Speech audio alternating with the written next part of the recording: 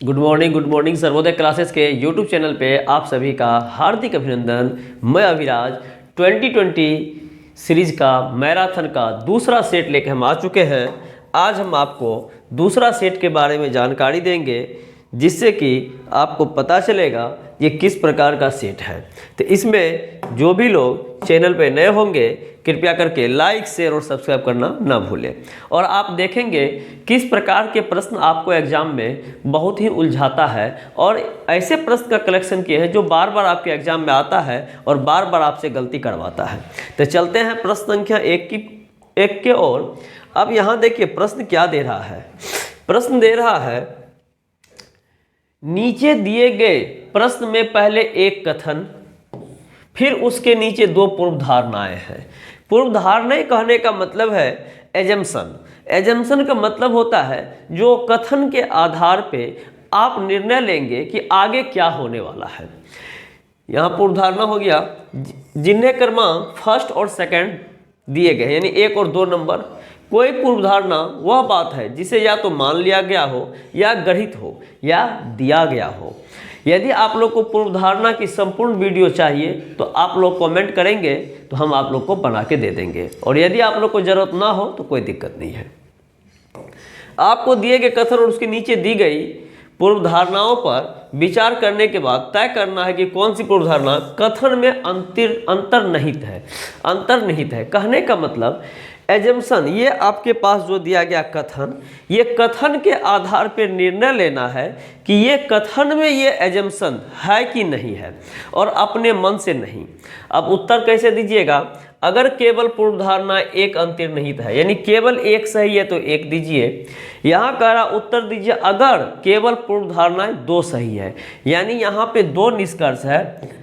यदि ये सही है ये गलत है तो 1 दीजिएगा, यदि ये गलत है ये सही है तो 2 दीजिएगा। फिर कहता है उत्तर दीजिए अगर या तो पूर्व धारणा 1 अथवा पूर्व धारणा 2 अंतर्निहित है, यानी हम कन्फर्म नहीं कह पा रहे हैं जो कौन 100% सही है, लेकिन ये पता है या तो पहला सही होगा या दूसरा सही होगा। अब ये एक छोटा एग्जाम्पल देंगे जो कैसे ऐसा हो सकता है।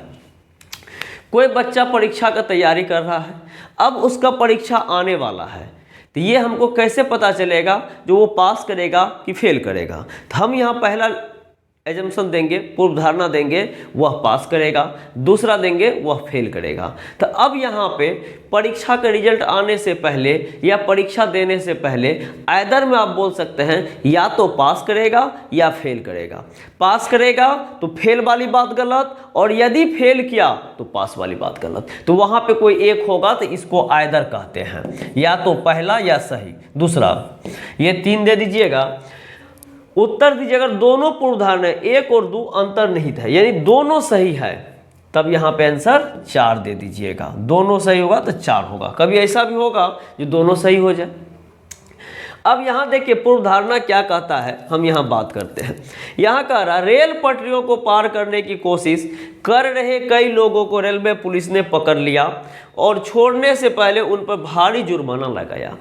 आप लोग भी स्टेशन पे यदि यात्रा करते होंगे तो देखते होंगे बार बार वो अनाउंस करता है कि जो भी यात्री प्लेटफॉर्म 1 से 2 की ओर जाना चाहते हैं या 1 से 4 की ओर जाना चाहते हैं तो कृपया करके ओवर ब्रिज का प्रयोग करें, रेलवे पटरी को पार करने की कोशिश न करें।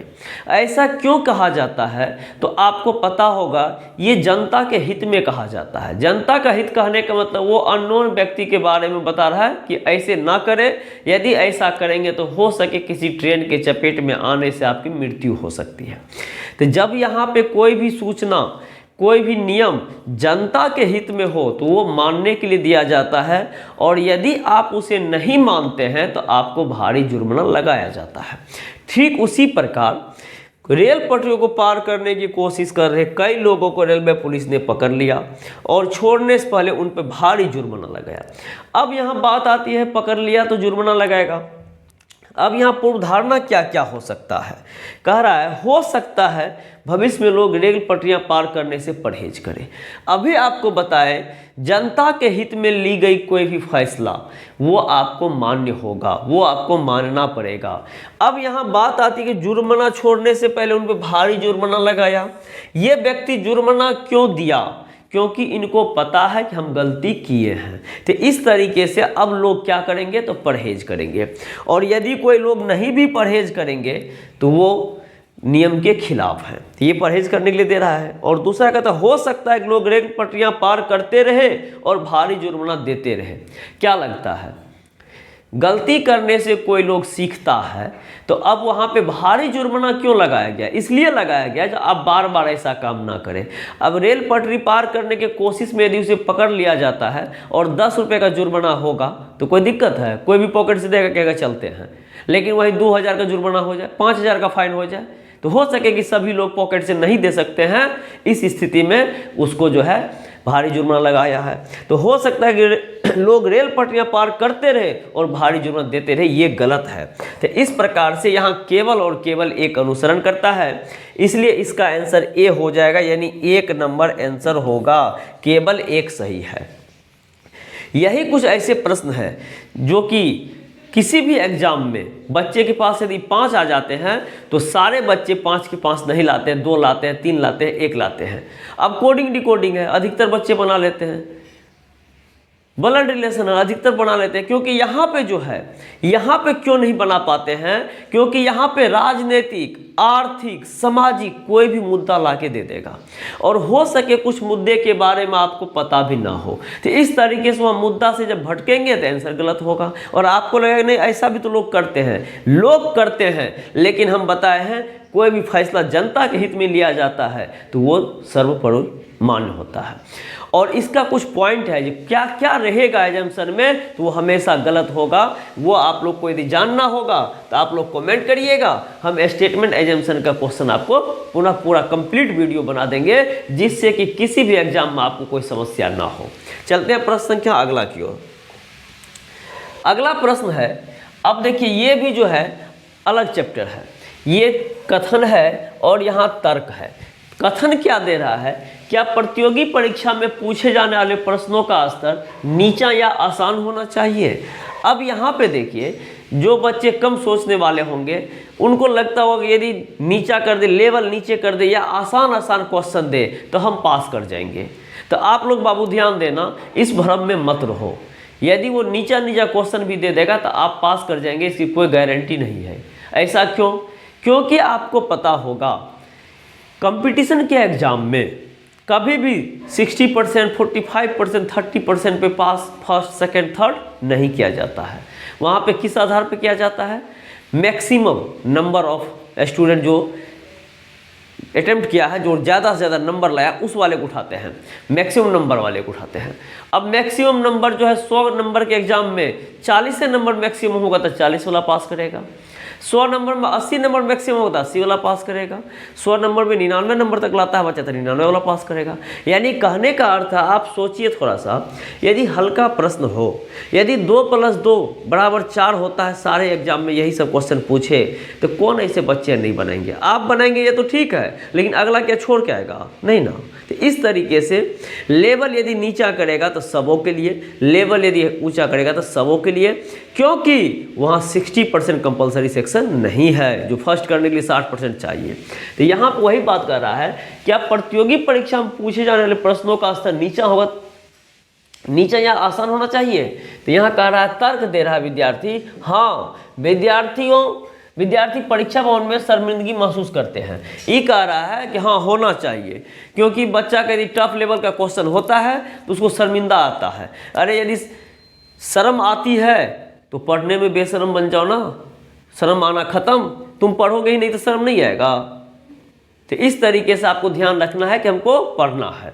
दूसरा कहता है नहीं, एक प्रतियोगी परीक्षा ने इसका कोई महत्व नहीं है, क्योंकि प्रश्न सभी के लिए कठिन होता है। अब एक प्रतियोगी परीक्षा के लिए इसका कोई महत्व नहीं है, क्योंकि प्रश्न सभी के लिए कठिन होते हैं। ये आपका सही है, ऊपर वाला गलत है, तर्क गलत है, नीचे वाला सही है। तो हम कहेंगे इसका आंसर होगा केवल 2 अनुसरण करता है, यानी ऑप्शन नंबर 3 आपका सही उत्तर हो गया। ऑप्शन नंबर 3 आपका सही उत्तर हो गया। इसका भी यदि पढ़ना होगा कथन और तर्क तो इसका भी कहिएगा, हम इसका भी दे देंगे। अगला प्रश्न है, ये कार्यवाही है, कथन और कार्यवाही। आज वैसे वैसे प्रश्न लिए हैं 4-5 जो आपको लगता होगा कि रियल में यही हमको एग्जाम में पास करने से रोकता है। तो हम उसी क्वेश्चन को आपसे मुलाकात करवाते हैं और उम्मीद करिए कि बिहार एसएससी में अभी जो रिसेंट एग्जाम है बिहार वाले के लिए, खास करके ऐसा प्रश्न यदि 5 को 7 को 10 को दे दे तो बच्चा वही धराम से गिर जाएगा नीचे कि सर कहाँ फंस गए। इसलिए आप लोग जो भी मेरा मैराथन देख रहे हैं 1100 प्रश्न देंगे, उम्मीद करिए कि किसी भी एग्जाम के लिए 1100 प्रश्न में से 25% तो कम कह दिए 50 से 60% प्रश्न आपको लड़ेंगे। और हम 50-60% की ही बात क्यों किए हैं, क्योंकि ये 50-60% को क्वेश्चन तो सेम टू सेम हो जाएंगे, लेकिन और ऐसे क्वेश्चन होंगे जो आपको उसी आधार पे बनेगा। तो इसलिए ये ध्यान रखिएगा। अब देखिए कह रहा है नीचे दिए प्रत्येक प्रश्न में एक कथन व 2 कार्यवाही है। कोई भी कार्यवाही सुधार या आगे क्रिया आदि होती है, उत्तर दीजिए।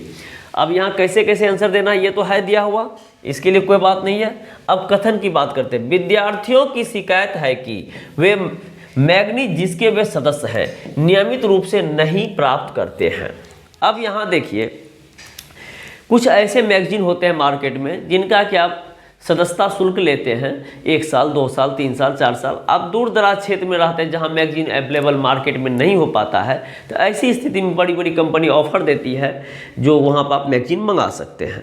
उसके लिए आपको 6 महीना साल भर 2 साल का पेमेंट कर देते हैं और वो आपको प्रत्येक महीना मैगजीन डाक के द्वारा या कुरियर के द्वारा जहाँ से भी होता है वो अवेलेबल करवा देता है आपके घर पर। तो अब यहाँ कह रहा विद्यार्थियों की शिकायत है, यानी विद्यार्थी शिकायत कर रहा है कि वे मैगजीन जिसके सदस्य नियमित रूप से नहीं प्राप्त होते हैं। अब क्या होता है, ये नियमित रूप से नहीं प्राप्त होते हैं। तो आप लोग तो जानते हैं खास करके डाक विभाग का ये काम होता है, डाक विभाग से लोग ज़्यादा भेजते हैं। लेकिन होता क्या है, जब वो डाक विभाग को जनरल डाक से पोस्ट कर देता है तो वहाँ बुक जो डाकिया होता है उसको लगता है अरे बिक के बार दे आएंगे ना, कभी दे आएंगे। वो बेचारा ऐसा भी कभी कोई होता है जो 2-3 महीना का मैगजीन एक बार पहुँचा देता है। लेकिन उसी में कुछ ऐसे कंपनी है, कुछ ऐसे पब्लिकेशन है जो रजिस्ट्री डाक से बुक भेजते हैं, और रजिस्ट्री डाक से यदि बुक भेजते हैं तो उनको हर हाल में हर महीना पहुँचाना पड़ता है। तो साधारण डाक में यही फ़ायदा होता है कि सस्ता में निपट जाता है, लेकिन रजिस्ट्री डाक में महंगा पड़ता है। तो इसलिए वहाँ पर सारे बुक सस्ते बुक होंगे तो वो दिक्कत हो जाएगी। तो यहाँ ये है।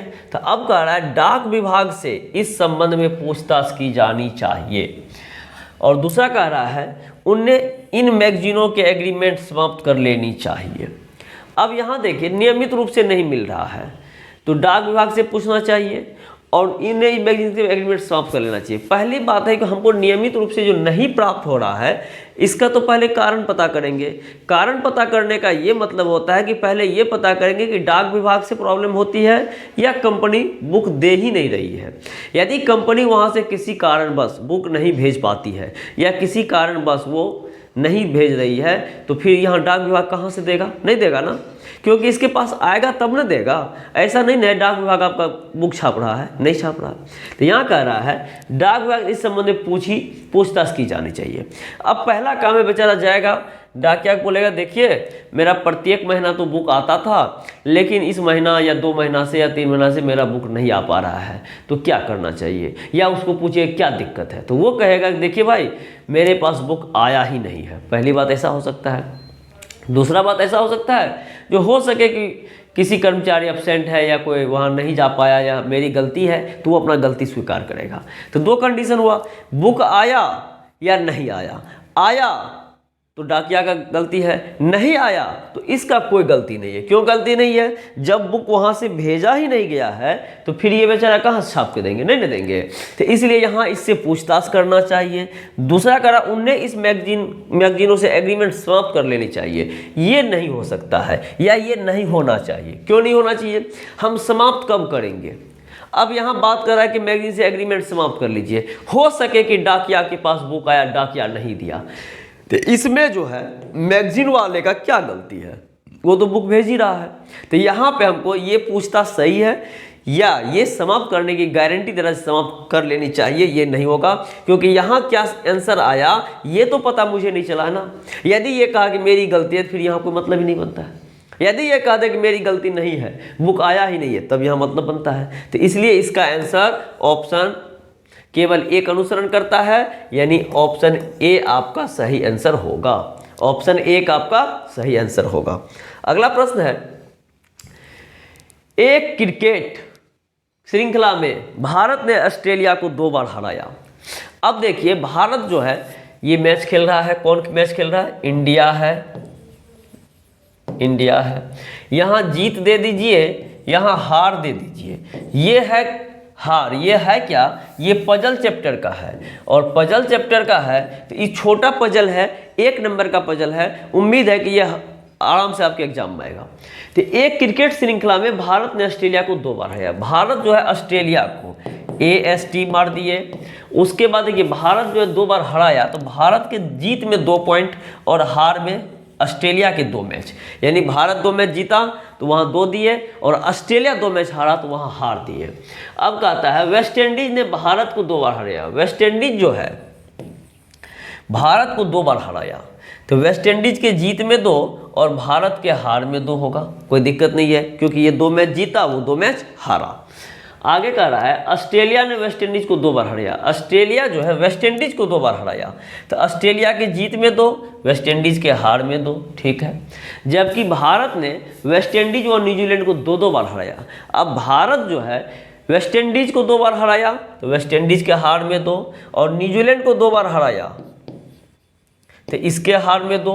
यानी जब भारत 2 बार वेस्ट इंडीज को हराया, 2 बार न्यूजीलैंड को हराया, तो भारत जीता कितना बार? तो 2 + 2, 2 बार जीत गया। अब कह रहा है कौन सा देश ज़्यादा संख्या में मैच हारा।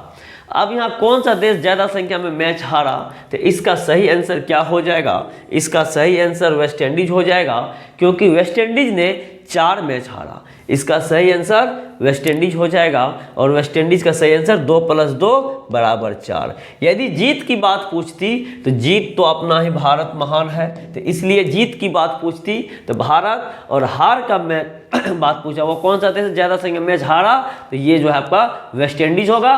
ऑप्शन नंबर 3 सही उत्तर होगा।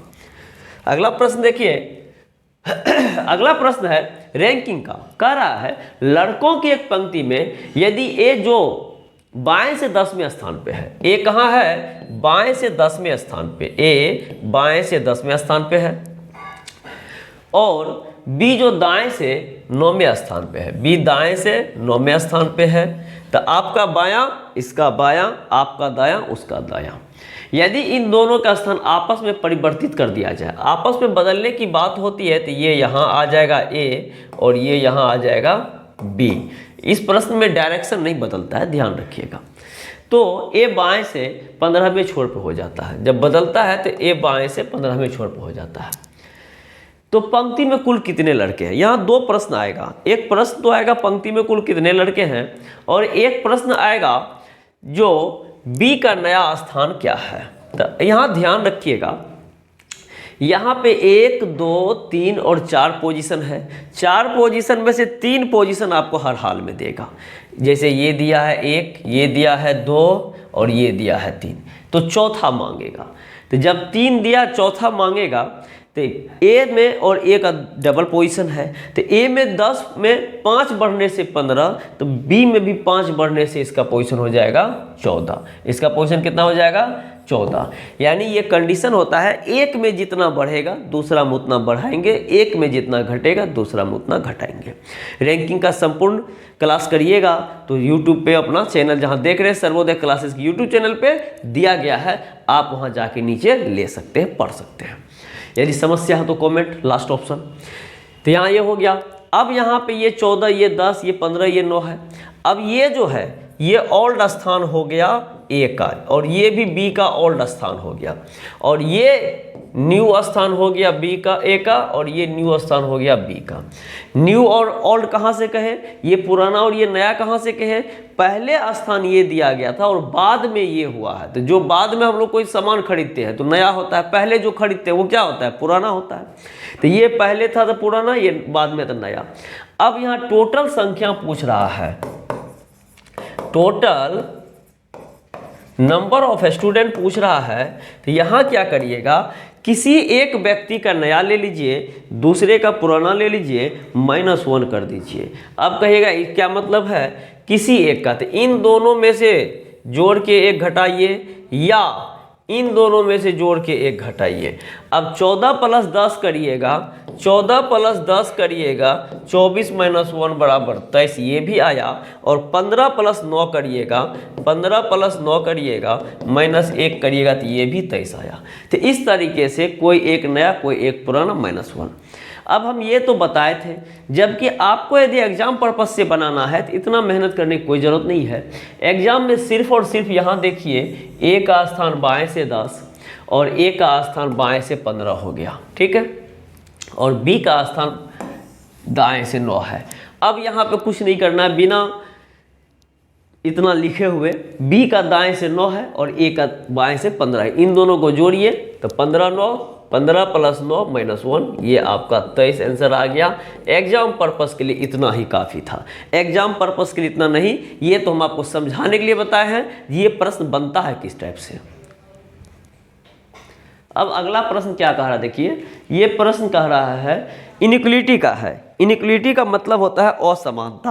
असमानता का मतलब होता है भिन्न को, इसमें ये साइन सबका प्रयोग क्या है, ये साइन आप लोग जानते हैं बड़ा होता है, ये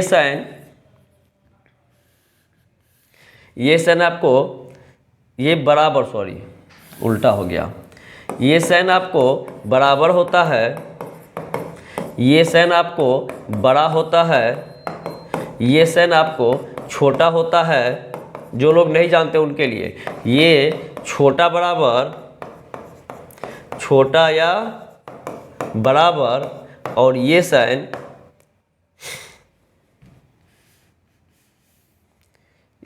छोटा बराबर और ये साइन बड़ा या बराबर, बड़ा या बराबर। अब यहाँ कह रहा है नीचे दिए गए प्रत्येक प्रश्न में दिए गए कथनों को सत्य मानते हुए यह पता लगाइए कि उनके नीचे दिए गए 3 निष्कर्ष 1, 2 और 3 में से कौन सा या कौन से निश्चित रूप से सत्य है, और तदनुसार अपना उत्तर दीजिए। तब आप जाके उत्तर दीजिए। यहाँ पे एक बॉक्स बनाइए, ये बॉक्स इस प्रकार से बनता है, यहाँ बड़ा दीजिए, यहाँ बड़ा बराबर, यहाँ छोटा बराबर और बीच में बराबर। इन दोनों के बीच में जब भी आता है तो बड़ा होता है, इन दोनों के बीच में बड़ा होता है और यहाँ पे बड़ा बराबर, यहाँ पे छोटा, यहाँ पे जब भी आएगा तो छोटा, यहाँ पे जब भी आएगा छोटा और यहाँ पे जब भी आएगा छोटा बराबर। अब यहाँ पे इन दोनों के बीच में आए तो कोई रिजल्ट नहीं, इन दोनों के बीच में आए तो कोई रिजल्ट नहीं, यहाँ भी कोई रिजल्ट नहीं और यहाँ भी कोई रिजल्ट नहीं, ये याद रखिएगा।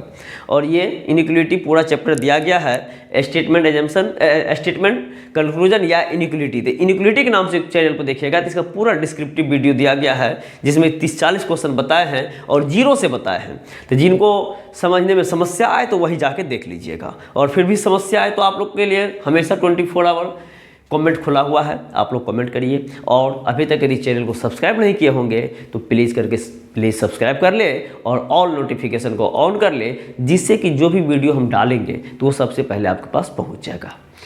अब यहाँ देखिए, यहाँ पे कोमा है तो कॉमन टर्म है, यहाँ कोमा है तो कॉमन टर्म है।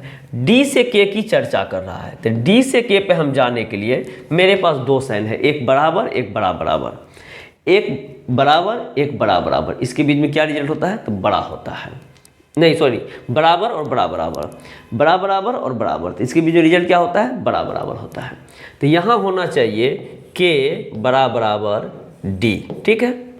लेकिन हुआ क्या, डी इधर आ गया और के इधर चला गया, तो इसके बीच में ये आंसर होता तो सही होता। क्या आंसर होता, डी छोटा बराबर के। अब यहाँ पलटने से ये साइन क्यों पलट गया, तो आप सिंपल देखिए, एक एग्जांपल दे रहे हैं, 40 बड़ा है 20 से, तो ये बड़ा है। अब हम 20 को इधर लाए, 40 को इधर लाए, तो ऐसा करना पड़ेगा ना। यदि यहाँ बड़ा देंगे तो 20 बड़ा होगा कभी 40 से, तो नहीं ना। तो इस तरीके से जब साइन पलटेगा तो उसका अपोजिट होता है, यानी इसका अपोजिट ये होता है, नीचे का अपोजिट ये होता है। ये राइट का अपोजिट ऊपर वाला का, राइट का अपोजिट नीचे वाला, और बराबर तो बराबर है।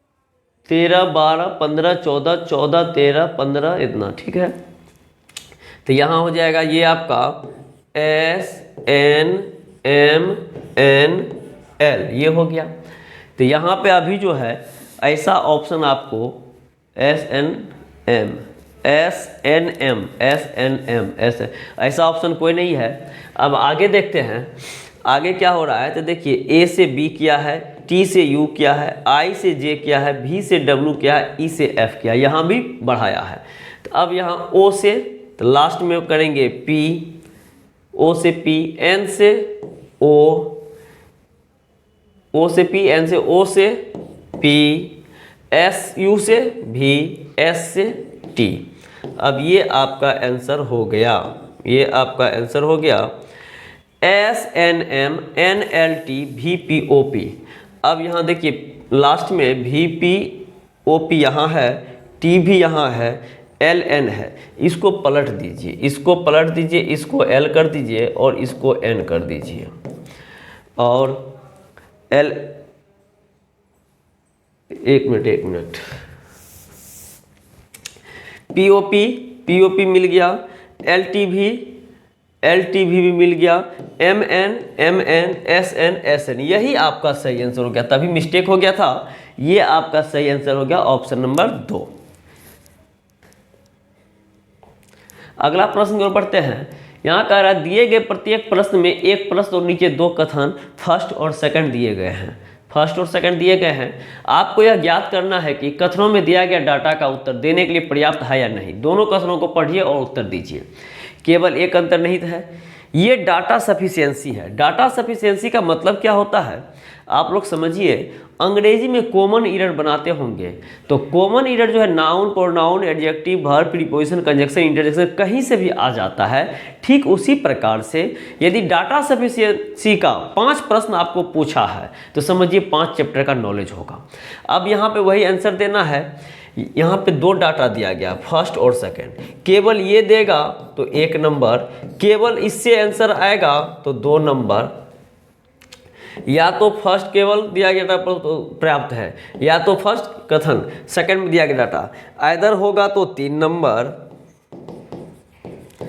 और दोनों गलत होगा तो 4 नंबर, और दोनों मिल के देगा तो 5 नंबर। ये शॉर्ट में हम बता दिए, ये डिटेल में दिया गया है।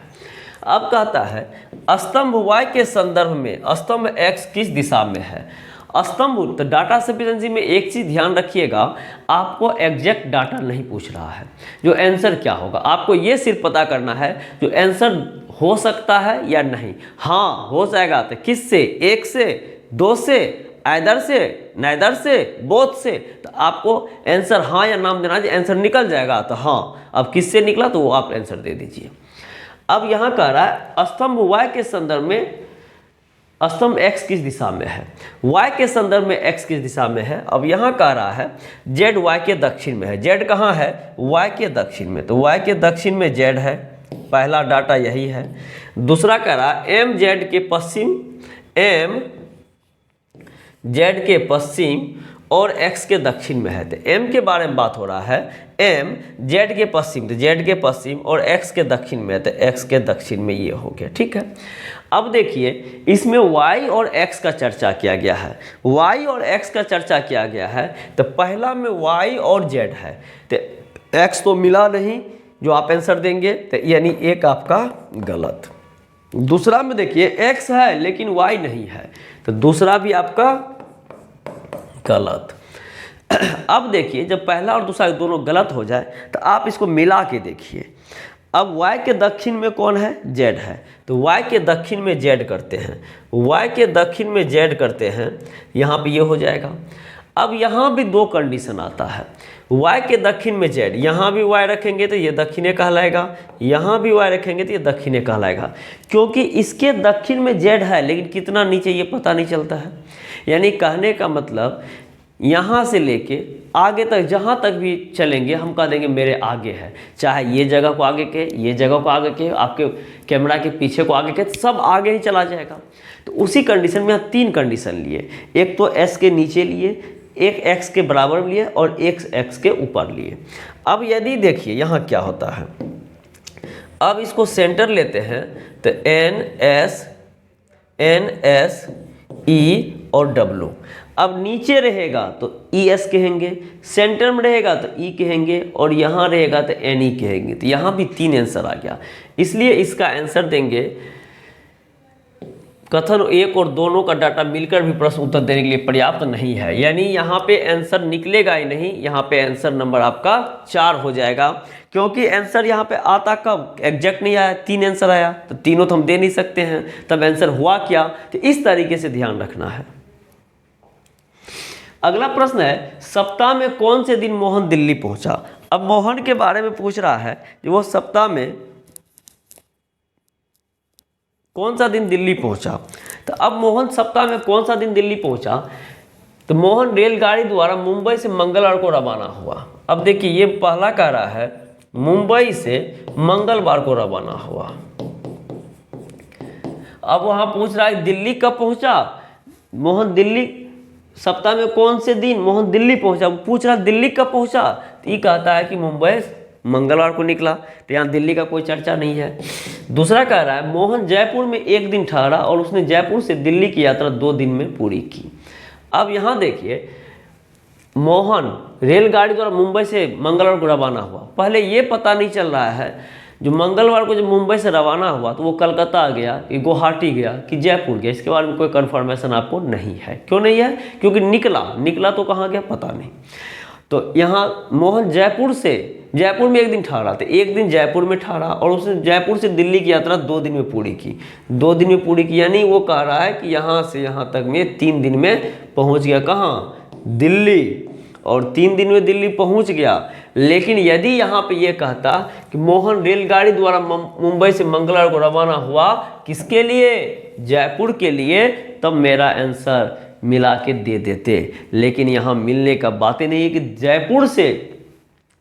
जयपुर में 1 दिन ठहरा, यानी यहाँ से यहाँ तक पहुँचने में उसको 3 दिन लगा, इसलिए इसका भी आंसर देंगे। ना तो डाटा फर्स्ट आंसर देने के लिए पर्याप्त है, ना ही सेकंड और ना ही मिलके। तो इस तरीके से इसका भी आंसर ऑप्शन नंबर 4 होगा। अगला प्रश्न देखिए, अगला प्रश्न अल्फ़ाबेट सीरीज का है। अल्फ़ाबेट सीरीज में आपको यहाँ पे बताना है जो कौन सा अंक होगा। अब देखिए B का वैल्यू 2 है, C का 3 है, E का 5 है, G का 7 है, K का 11 है, M का 13 है, फिर 17 है, फिर 19 है, फिर वाट है।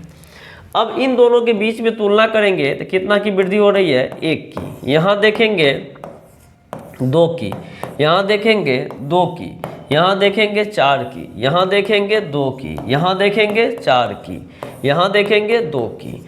अब यहाँ क्या होगा, तो अब देखिए यहाँ पे 1 2 2 4 2 4 2, यदि यहाँ से आगे की बात होती तो 2 4 2 4 2 4 देते, लेकिन बात यहाँ पे 1 और 2 का भी लिया गया है। तो यहाँ पे बच्चे गलती करते हैं और यहाँ पे भी आपको गलती नहीं करना है, क्योंकि उसी गलती को सुधारने के लिए प्रश्न लेकर आए हैं। तो यहाँ पे आंसर में आपको 4 ही जोड़ना है और 19 के बाद आपका आंसर 4 होगा।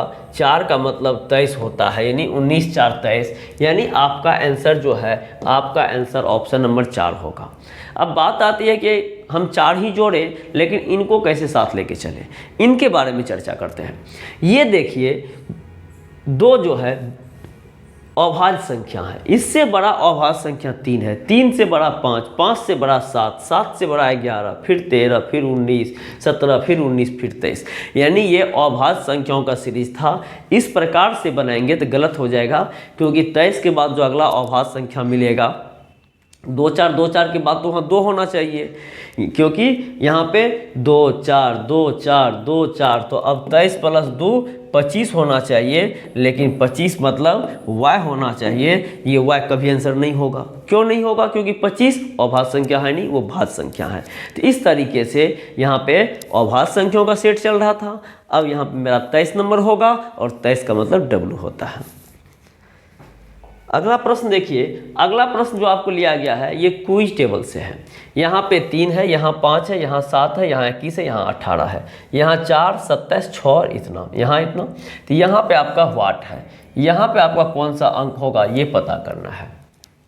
अब हम कैसे होगा, तो देखिए यहाँ पे ये कैसे होगा, यहाँ 3, यहाँ 21। यदि इसको लेते हैं 7 5 12, 12 3 15, 15 21 करेंगे तो 15 21 20 10 30 36 होगा। 36 का आधा 18 हो जाएगा।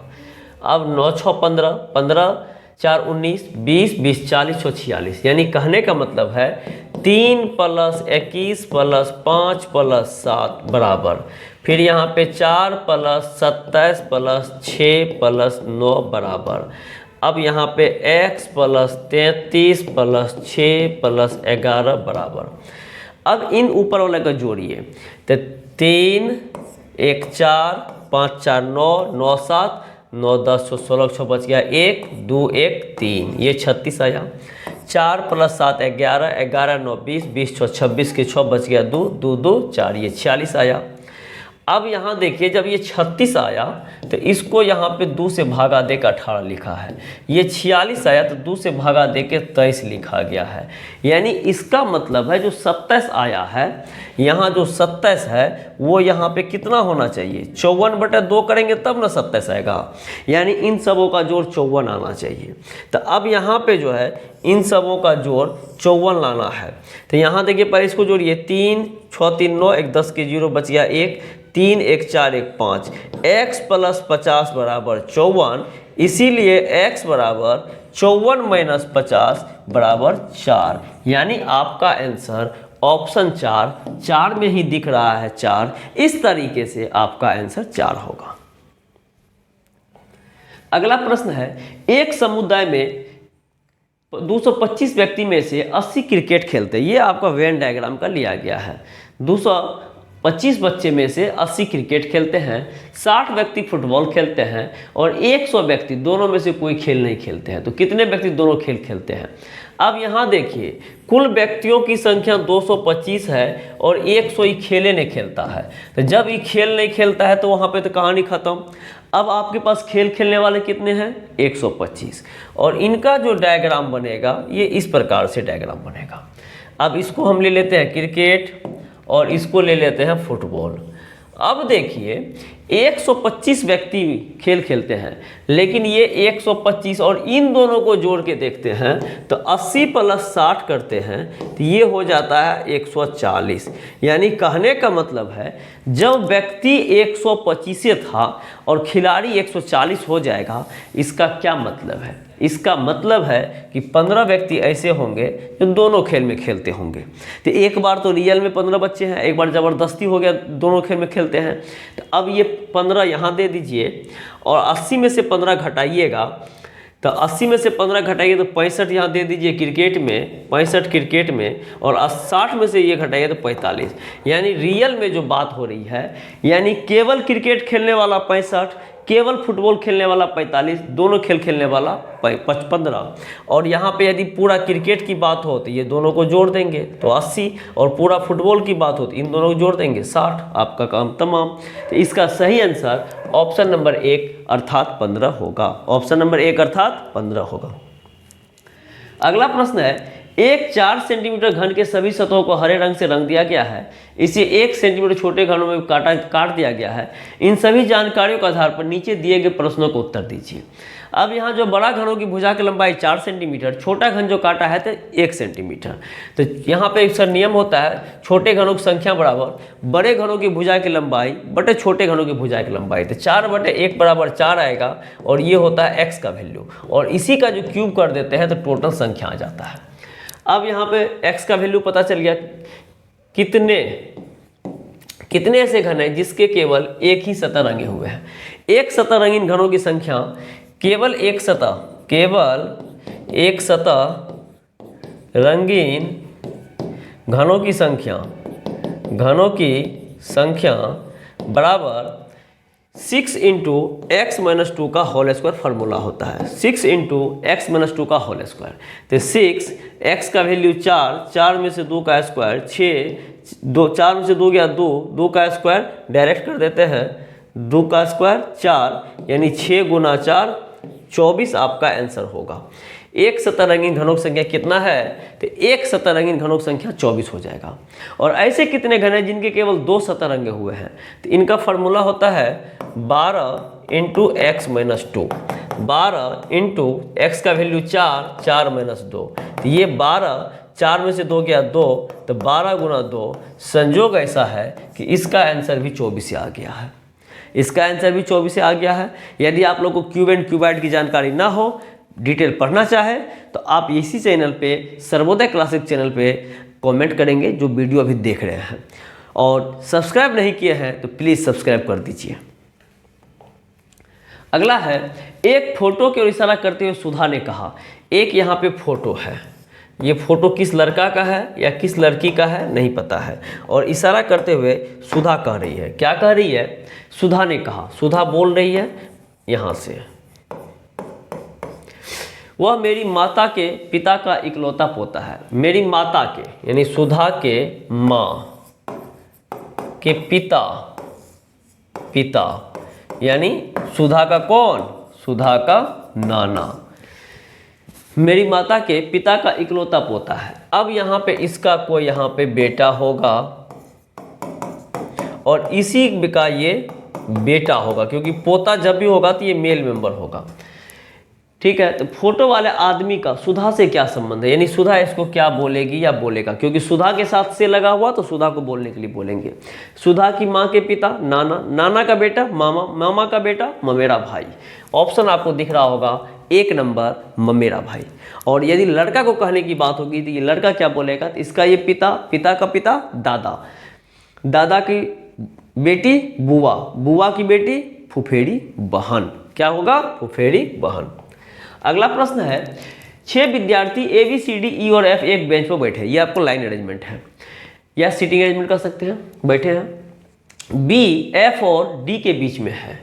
अब देखिए 3 बैठे हुए हैं, तो बी कहाँ है? एफ और डी के बीच में। तो एफ और डी के बीच ऐसा हो सकता है या आपको ऐसा हो सकता है। ई ए और सी के बीच में, ई जो है ए और सी के बीच में, या ऐसा हो सकता है बीच में। ए एफ और डी के बगल में नहीं बैठा है। ए के बारे में कह रहा है, ना तो एफ के बगल में होगा ना डी के बगल में होगा। कौन? ए, यानी इधर इधर कहीं अब ये नहीं बैठेगा। सी डी के बगल में नहीं बैठा है। सी जो है, सी डी के बगल में नहीं है, नहीं बैठा है। तो बताएं कि ए के ठीक दाएं कौन बैठा है, बताएं कि ए के ठीक दाएं कौन बैठा है। तो कुल व्यक्ति कितने? 6। अब यहाँ पे 6 व्यक्ति का पोजीशन बनाइए, 6 व्यक्ति हो गए।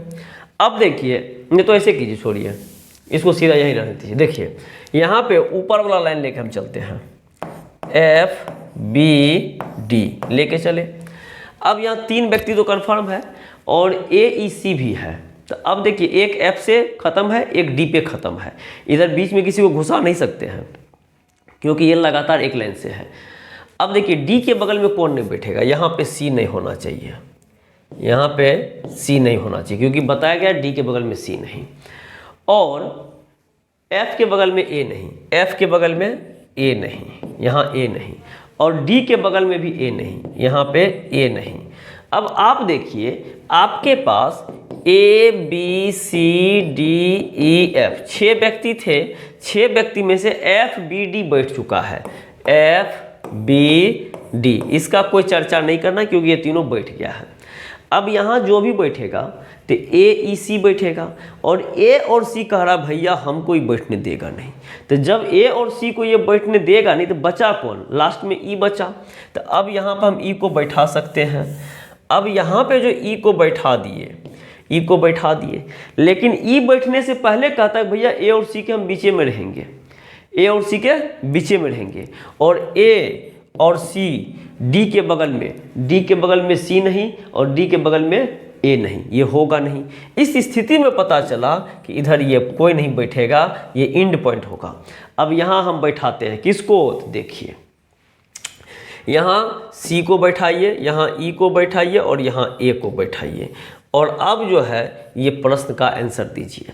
देखिए एफ बी डी बैठ गया, ये वाला हम ले लिए, और ए ई सी वाला लिए, ए ई सी वाला ये वाला ले लिए।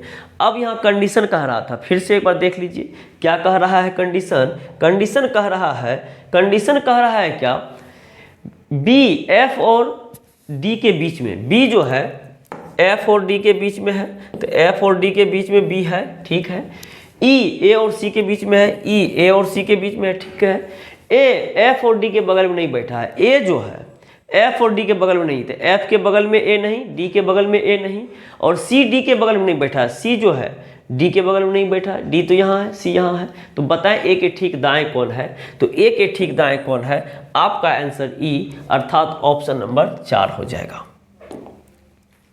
अगला कह रहा है 2 और 3 बजे के बीच किस समय घंटे तब मिनट सुई के बीच 60 डिग्री का कोण होगा। 60 डिग्री का कोण का मतलब होता है 10 मिनट। क्यों? क्योंकि आप लोग जानते हैं कि मिनट की सुई 1 मिनट में 6 डिग्री का कोण बनाती है, इसलिए 60 डिग्री बराबर 10 मिनट। अब यहाँ फार्मूला होता है 12/11 गुना 5 और गुना यहाँ पे 2 ले लीजिए और 60 डिग्री है तो यहाँ पे क्या करिएगा, 60 डिग्री में -2 +2 होता है, तो इसमें -2 इसमें +2 करिए। अब 2 में 2 जोड़िएगा तो 4 होगा, एक आंसर यहाँ आएगा। और 12/11 गुना 5 गुना यहाँ पे 2 में 2 करिएगा तो 0 आ जाएगा। अब यहाँ देखिए इसका 12/11 गुना 20, 12 दूना 24, 240 और भागा 11 कीजिएगा, 11 दूना 22, 2 20, 11 के 11 9, एक आंसर हो गया 2:21.9/11 मिनट। एक आंसर ये आ गया। और इधर जो है 2:21.9/11 कहीं दिख रहा है, 2:21.9/11 ऑप्शन नंबर फर्स्ट ही दिख रहा है। अब यहाँ पे फर्स्ट ही दिख रहा है तो यहाँ पे इसको कोई ज़रूरत नहीं है, आंसर आपका आ गया और यहाँ पे काम चल जाएगा। तो इस तरीके से आपका सही आंसर ऑप्शन नंबर 1 हो गया। अगला प्रश्न देखते हैं, यदि ये कब लगाते जब दूसरा ऑप्शन ये नहीं रहता तब। अगला प्रश्न कह रहा है 3 और 4 बजे के बीच किस समय घड़ी की मिनट वाली सुई घंटे वाली सुई से 10 मिनट आगे होगी। ठीक वही क्वेश्चन था, यहाँ मिनट दे दिए थे। इतना 3 - 2 करेंगे तो 1 और 12/11 गुना 5 और 3 + 2 करेंगे तो 5। अब यहाँ देखिए यदि क्लॉक का भी संपूर्ण जानकारी चाहिए 0 से कंप्लीट तक तो आपका क्लॉक का दिया हुआ है, जहाँ 35 क्वेश्चन का एक्सप्लेनेशन है और संपूर्ण जानकारी है, तो देख लीजिएगा। अब देखिए 12/11 गुना 5, 12 × 5 = 60 भागा 11, 11 × 5 = 55। पहला आंसर हो गया 3:05.5/11 मिनट। और दूसरा 3 5 5 11 कहीं दिख नहीं रहा है, 3 4 के बीच किसी 10 मिनट का अंतर होगा, 3 5 5 11 दिख नहीं रहा है। दूसरा 12/11 गुना 25, 12 गुना 25 होता है 300, 300 में 11 से भागा दीजिएगा, 11 दूना 22 हो जाएगा, यहाँ 8 होगा, 11 7 77 होगा, यहाँ 3 होगा। दूसरा आंसर हो गया 3:27.3/11 मिनट। ये आपका आंसर दिख रहा है, तो यहाँ हमको दोनों बनाने की जरूरत पड़ गई, तो आपका आंसर ऑप्शन नंबर 2 सही होगा। पहला तो ऑप्शन था नहीं है। चलिए अगला है और आज के सेशन का यह आखिरी सवाल है, नीचे दिए गए पासा में इस एरो के विपरीत कौन सा फलक होगा। अब देखिए एरो के विपरीत निकालना है तो आप देख रहे होंगे पहला और तीसरा फिगर में सिर्फ और सिर्फ, तीसरा नहीं चौथा, यही आपका सेम है। तो यहाँ पे जब पासा की संख्या 2 होता है और दोनों पासा में कोई एक अंक समान हो और भिन्न भिन्न जगह पे हो तो घुमा के क्लॉकवाइज मूव करवा के बराबर करते हैं। तो दोनों में एरो लिए, फिर ये वाला लीजिए और फिर ये ट्रायंगल लीजिए। यहाँ भी एरो से स्टार्ट कीजिए, arrow cross star, arrow cross और ये स्टार। अब यहाँ पे इसका विपरीत ये, इसका कोई नया होगा इन पांचों को छोड़ के, ये पांचों को छोड़ के कोई नया होगा। तो ये रंगीन वाला का विपरीत क्रॉस है, तो यानी एरो का विपरीत कभी रंगीन वाला होगा नहीं।